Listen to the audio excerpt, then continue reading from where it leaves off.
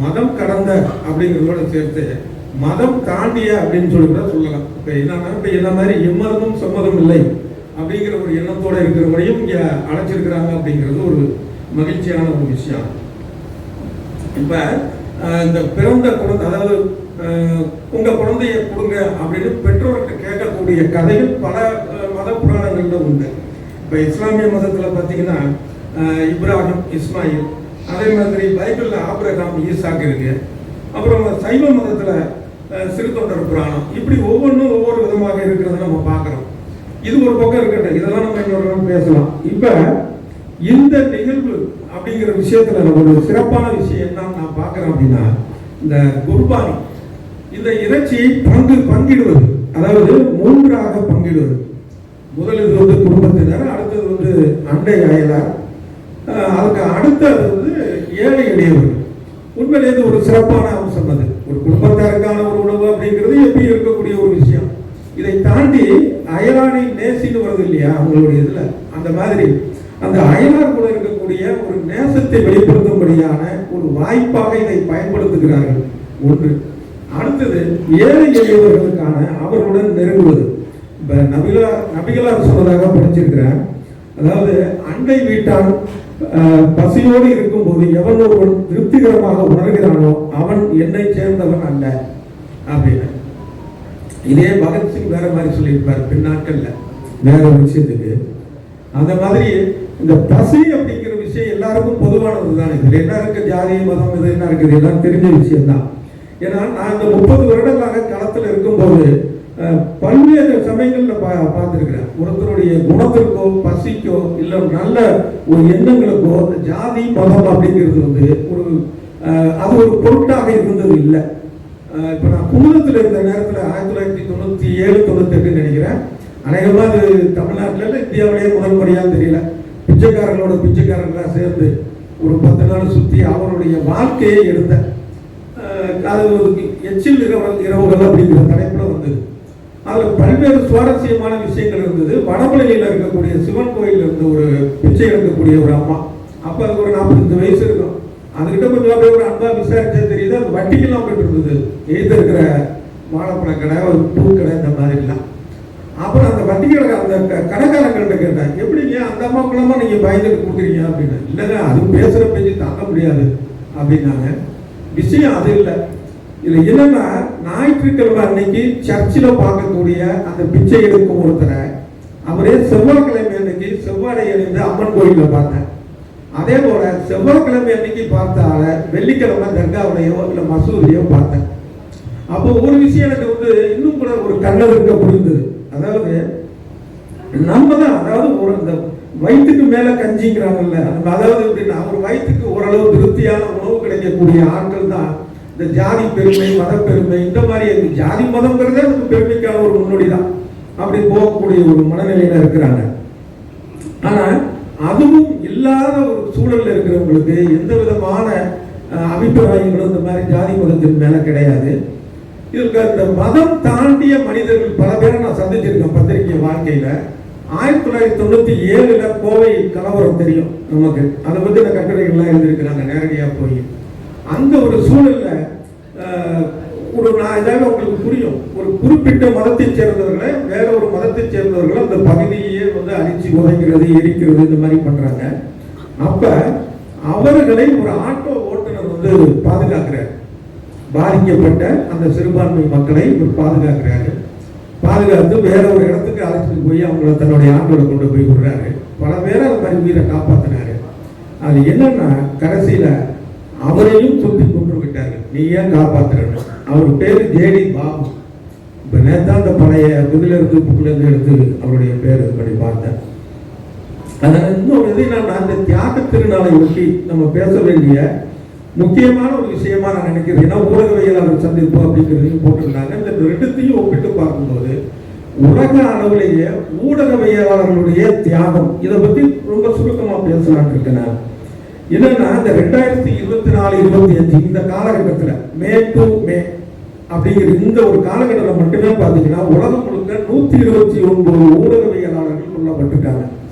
இதுல பெரும்பாலும் வந்து போர் சூழல்ல, இங்க நம்ம பார்க்கிறோம் இல்லையா, காசா, அந்த பகுதி, இது இல்லாமலும் நடந்திருக்கு. திட்டம் போட்டு கொலை பண்றது.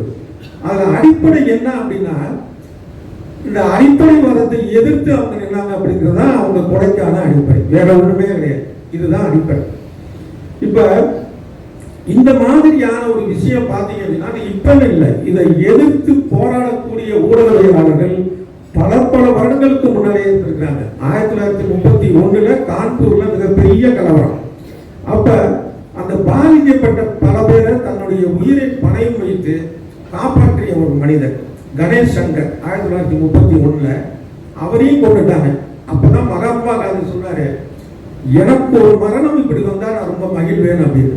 மகாத்மா காந்தி மீது நமக்கு நிறைய விமர்சனங்கள் இருக்கலாம். அதை தாண்டி அவர் நெகிழ்ந்து சொன்ன ஒரு விஷயம் இந்த மாதிரியான ஒரு விஷயம். அதே மாதிரி பார்த்தீங்கன்னா, இலங்கையில லசந்த விக்ரமதுங்க அங்க அவரு தி சண்டே லீடர் அப்படிங்கிற பத்திரிகையை ஆரம்பிச்சு நடத்திட்டு இருந்தாரு.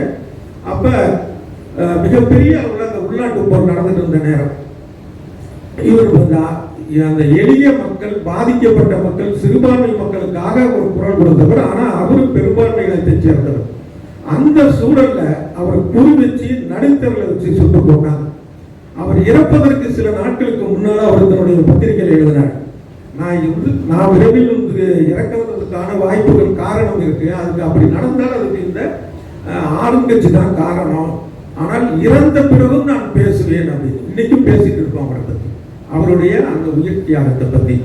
அவருதான் அந்த ஊடகவியலாளர் அப்படின்னா என்ன பொறுப்பு, என்ன தகுதி அப்படிங்கிறது முக்கியமான தகுதி. அந்த அடிப்படை நேர்மை, தன் இனம் சார்ந்து, தன்னுடைய மொழி சார்ந்து அப்படிங்கிற அந்த உணர்வு இல்லாம. இங்க கர்நாடகத்துல பார்த்தோமே கௌரி லங்கேஷ், அவர் அந்த கௌரி லங்கேஷ்ங்கிற பெயரிலே பத்திரிகை நடத்தினாரு. சிறுபான்மை மக்களுக்காக தொடர்ந்து குரல் கொடுத்தாரு. அவர் சுட்டுக் கொல்லப்பட்டார். அதே மாதிரியான விஷயம் பார்த்தா பெண்களுக்கு எதிரான ஒரு விஷயம், பெண்களும் சிறுபான்மையினர் மாதிரியான ஒரு விஷயம் தான். வந்து சொல்லப்போனோம், ஒரு மக்கள் தொகை எண்ணிக்கையில வேணா பெரும்பான்மையினர் இருக்கலாமே தவிர ஒரு சிறுபான்மையினர் வந்து எந்த தடவை, அதாவது பெரும்பான்மையினர் ஆதிக்கம் செலுத்தக்கூடிய ஒரு சமுதாயத்தில் சிறுபான்மையினர் என்ன விதமான பாதிப்புகளை எல்லாம் அனுபவிப்பார்களோ அத்தனையும் பெண்கள் அனுபவித்துக் கொண்டிருக்கிறார்கள். அது இந்தியா மட்டுமல்ல, பல நாடுகள், குறிப்பா ஆப்கானிஸ்தான்ல, அதுவும் தாய்வான்கள் ஆட்சி வந்ததுக்கு அப்புறம் அது மிக அதிகமாக ஆகிவிட்டது. இப்ப அந்த ஒரு சூழல் அங்க பாத்தீங்க அப்படின்னா, பத்திரிகையாளர்கள் பாதுகாப்பு குழு சிஆர்ஜே அப்படின்னு ஒரு அமைப்பு, அதே மாதிரி எல்லைகளற்ற நிருபர்கள் அமைப்பு RSF அப்படின்னு ஒரு அமைப்பு, ஆப்கானிஸ்தான் பத்திரிகையாளர்கள் ஆதரவு அமைப்பு AJSO அப்படிங்கிற அமைப்பு, இவங்க எல்லாம் சேர்ந்து அவர் ஆராய்ச்சி செய்து வெளியிட்ட கட்டுரையில் அவங்க சொல்லியிருக்கக்கூடிய எத்தனை படுகொலைகள், அரச படுகொலைகள், அதே மாதிரி ஊடகவியலாளர்கள் வந்து சிறையில் அடைக்கிறது காரணமே இல்லாமல். இன்னொரு விஷயம் என்னன்னா, பெண்கள் யாரும் பத்திரிகை அதாவது எந்த வேலைக்குமே போகக்கூடாதுங்கிறது ஒரு விஷயம். பத்திரிகையாளர் அப்படிங்கிற ஒரு விஷயத்துக்கு அவங்க வரவே கூடாது அப்படின்னு சொல்லி தரப்பட்ட விஷயம் இது நடந்துட்டு இருக்கு.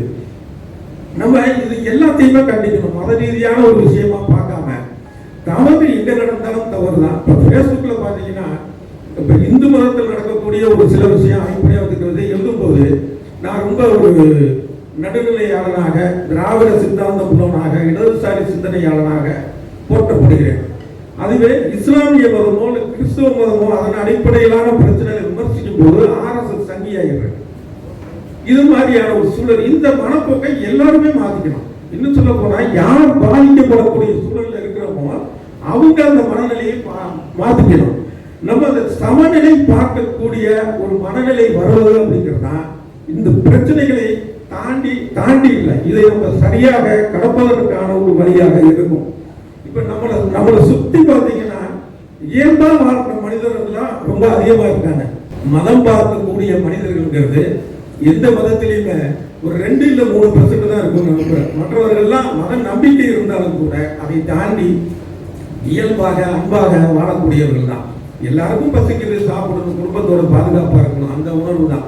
அதை தாண்டி மதத்துக்குன்னு குடி பிடிக்கணும், அடுத்தவங்களை போய் காக்கணும், அந்த மாதிரியான எண்ணங்கள் இருக்கிற ஆட்கள் அவங்க தான். இன்னும் சொல்ல போனா ஒரு வகையில் அவங்க சிறுபான்மையினர், நம்ம தான் பெரும்பான்மையினர். ஆனால் பெரும்பான்மையினர் அச்சப்படக்கூடிய அளவுக்கு சிறுபான்மையினுடைய செயல்கள் இருக்குங்கிறதையும் நம்ம மனசுல நம்ம பார்க்கிறோம். அதே நேரத்தில் ஒரு மனதிற்கு நம்பிக்கை தரக்கூடிய விஷயங்கள் தொடர்ந்து நடந்துட்டு தான் இருக்கு. இப்போ கேரளாவில் பார்த்தீங்கன்னா, கோழிக்கோடு பக்கத்தில் ஒரு சின்ன கிராமத்தை சேர்ந்தவர் அப்துல் ரஹீம். குடும்பத்தில் வருமா, அதனால சவுதிக்கு வேலைக்கு போறாரு. அங்க ஒரு வீட்டில் உடல்நலம் குன்றிய ஒரு சிறுவனை பாதுகாக்கணும், நம்மளுக்கு தேவையான விஷயங்களை செய்யணும். அதுதான் அவருக்கு கொடுக்கப்பட்ட பணி. அதை எதிர்பாராத விதமா அந்த சிறுவனை இறந்துடுறான். இவரை கைது பண்ணிடுறாங்க. அப்ப தூக்கு தண்டனை இல்லை, மரண தண்டனை, அந்த கழுத்தை வெட்டுறது, மரண தண்டனை கொடுக்கப்படுது. அப்ப இவர் உயிர் பிழைக்க ஒரே ஒரு வாய்ப்பு இருக்கு அந்த நாட்டு சட்டப்படி.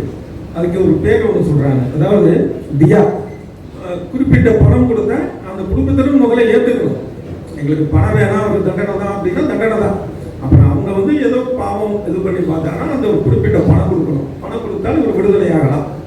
அது என்னன்னா 34 கோடி ரூபாய் இந்திய மதிப்பு. அவர் ஒரு வறுமைக்கு வேலைக்கு போயிருக்கிறது எப்படி கிடைக்கிறது? அதுக்கப்புறம் இந்த விஷயத்த சோசியல் மீடியாவில் வர ஆரம்பிச்சோன்னா அதுக்கு ஒரு ஆப் ஆரம்பிச்சு கேரளாவில் பெரும்பாலான பேர் பணம் கொடுக்குறாங்க. தமிழ்நாட்டிலேருந்து பணம் கொடுத்தவங்க உண்டு. இதுல என்ன, அவரை அப்புறம் வீட்டு வந்துட்டாங்க, இப்போ வந்துட்டாரு. இதுல என்ன விஷயம்னா, இவர் ஒரு இஸ்லாமியர், ஒரு வேலை பார்க்க போன நாடு இஸ்லாமிய நாடு. அங்க ஒரு வேலை பார்த்த வீடு இஸ்லாமிய வீடு, இறந்தவர் அந்த இஸ்லாமிய சிறுவன். ஆனா இவருக்கு உதவி செய்தவர்களில் இஸ்லாமியர்கள், கிறிஸ்தவர்கள், இந்துக்கள், ஏன் பௌத்தர்கள் கூட இருக்கலாம், சமணர்கள் இருக்கலாம், தெரியல. அந்த மாதிரி நமக்கு நம்பிக்கை தரக்கூடிய விஷயங்கள் தொடர்ந்து பெரிய அளவில் நடந்துள்ளதாக. இப்ப அதே போல உலக அளவில் பார்த்தோம் அப்படின்னா, இப்ப இஸ்ரேல் மீதான விமர்சனங்களை கடுமையாக வைப்பது அப்படின்னா இந்திய அரசு கூட இல்லை. அதை நம்ம பார்த்துட்டு தான் இருக்கிறோம். இந்திய அரசு இஸ்ரேலுக்கு, இஸ்ரேலுடைய தவறுகளை சுட்டி காட்டுவதில் மிக பின்தங்கி இருக்கிறது. மிக பின்தங்கிங்கிறத விட சுட்டி காட்டவே இல்லைன்னு தான் சொல்லணும். அதான் யதார்த்த உண்மை. இது கவனிக்கிறவங்களுக்கு தெரியும். ஆனால் நம்ம கிறிஸ்தவ நாடுகள்னு ஒரு அடையாளப்படுத்தப்படக்கூடிய, ஆனால் அவங்களாம் அந்த மாதிரி தங்களை அடையாளப்படுத்திக்கலாம், மத ரீதியாக அவங்க இல்லை. ஐரோப்பாவில் இருக்கக்கூடிய ஸ்பெயின், நார்வே, பெல்ஜியம், இந்த நாடுகள்லாம் பார்த்தீங்கன்னா இஸ்ரேலுக்கு எதிரான தடைகள். அது மட்டும் இல்லாம இந்த உலக நீதிமன்றத்தில் அவருக்கு அந்த இஸ்ரேலுக்கு எதிரான வழக்கு, அதாவது வழக்கு தொடுத்தது தென்னாப்பிரிக்கா, அதுல இந்த நாடுகள் உடன் நிற்குது. அதே போல இந்த ஐரோப்பிய நாடுகள்ல மக்கள் தன்னெழுச்சியாக இஸ்ரேலுக்கு எதிராக அந்த அப்பாவி மக்கள் கொல்லப்படுகிறார்கள். அந்த மக்கள் எல்லாம் கிறிஸ்தவ மக்கள் தான். அப்ப அதே போல இந்த நாடுகள் என்ன பண்ணிருக்குன்னா, இஸ்ரேல் மீது முடிந்த அளவுக்கு பொருளாதார தடை, ஆயுத தடை, இந்த மாதிரியான ஒரு விஷயங்களை அவங்க செஞ்சுக்கிட்டே இருக்கிறாங்க. அப்ப நல்ல விஷயங்கள், மதத்தை மீறிய விஷயங்களும் நடந்துகிட்டு இருக்கு அப்படிங்கிறது. ஏன்னா இதை நம்ம சொல்லி தெரிய வேண்டிய அளவுக்கு நம்ம நிலைமை இருக்கு. அப்படிப்பட்ட ஒரு சூழலை இங்க உருவாக்கி இருக்காங்கிறதுனால சொல்ல வேண்டியதா இருக்கு. இப்ப இதோடைய வேண்டுகோள் மட்டும் ஒன்று சொல்லிடுறேன். இப்ப என்னன்னா, இப்ப இந்தியாவில் இஸ்லாமியர்களுடைய சதவீதம் 14.2.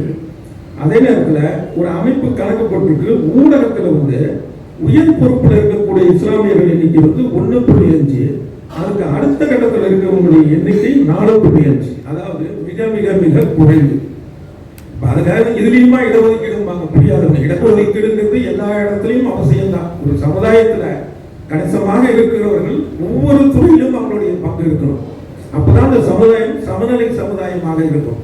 அந்த மாதிரி இங்க பெரியவர்கள்லாம் கூடியிருக்கிறீங்க, ஏற்கனவே சில முயற்சிலாம் எடுத்துட்டு தான் இருக்கீங்க பிள்ளைகளை. இன்னும் நான் வலியுறுத்துறது, இந்த இஸ்லாமிய சமுதாயத்திலிருந்து மிகச்சிறந்த பத்திரிகையாளர்கள்லாம் இருக்கிறாங்க. இங்க கூட வந்திருக்கிறார், வரக்கத்தலி வந்திருக்கிறார். இந்த மாதிரி எத்தனையோ பேர் இருக்கிறாங்க, இல்லைங்களா? கதை நிறைய பேசக்கூடியவர் இருக்கிறாரு. ஆனா இன்னும் பல பேர் வரணும் அப்படிங்கிறதுக்கு தான் நான் சொல்ற ஒரு விஷயம். அடுத்தது என்னன்னா, இந்த சினிமா அப்படின்னு பார்த்தாலே இந்த இஸ்லாமிய வெறுப்பு அப்படிங்கிறத பார்க்குறோம். இப்போ நானும் கடுமையாக அதை பற்றிலாம் நிறையா பேசியிருக்கிறேன். கேரளா ஸ்டோரி, அப்புறம் ஜம்மு காஷ்மீர் ஸ்டோரி, ஏதாவது ஒரு ஸ்டோரி எழுதிட்டு வருவாங்க, நம்ம கடுமையாக விமர்சிக்கிறோம். அதெல்லாம் தவறு, அதை ஏற்றுக்க முடியாதுன்னு. அதே நேரத்தில் அந்த மாதிரியான திரைப்படங்களை ஒரு விஷயம் வருதுன்னா வந்த உடனே நம்ம கடுமையாக அதை எதிர்க்கணுமா அப்படிங்கிறதையும் இஸ்லாமிய அமைப்புகள் கொஞ்சம் யோசிக்கிறது. ஏன் அப்படின்னா, அதுக்கு ஒரு உதாரணம் சொல்றேன், நான் குறிச்சு வச்சிருக்கேன். அது வரேன் ஒரே நிமிஷம்.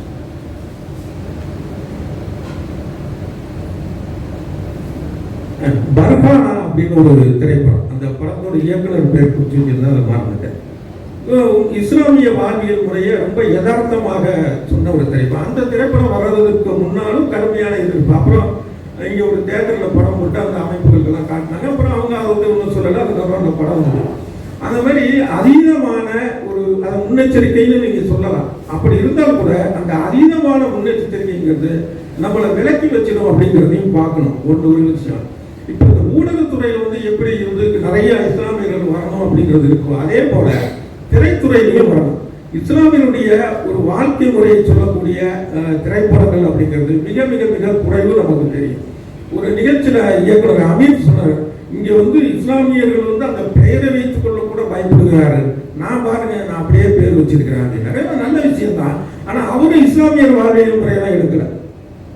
முதல்ல பேர் வச்சுக்கிறது மட்டும் இல்லை, ஒரு படத்துல கூட நாகே சொல்லுவாரு, நாய்க்கு பேர் வச்சு சோறு வச்சுக்காம அந்த மாதிரி பேருங்கிறது ஒரு முக்கிய அடையாளம் இல்லைன்னு சொல்லவில்லை. பேரை தாண்டி நீ என்ன செஞ்ச அப்படிங்கிற ஒரு கேள்வி இருக்குல்ல, அந்த கேள்வியை உங்களுடைய இருக்கக்கூடியவங்கள்ட்ட கேளுங்க, அதை வந்து செய்யுங்க. அது ஒரு அவசியமான ஒரு விஷயம் அப்படின்னு நினைக்கிறேன். அந்த இறுதியா சொல்லப்படுகிறது, மதவெறி அப்படிங்கிறதுக்கு வந்து தனிப்பட்ட விஷயம் இல்லை. ஜாதி வெறியும் வெறிதான், மதவெறியும் வெறி, எல்லாமே பயங்கரவாதம் தான். எந்த பயங்கரவாதமாக இருந்தாலும் இணைந்து எதிர்ப்போம். நன்றி, வணக்கம்.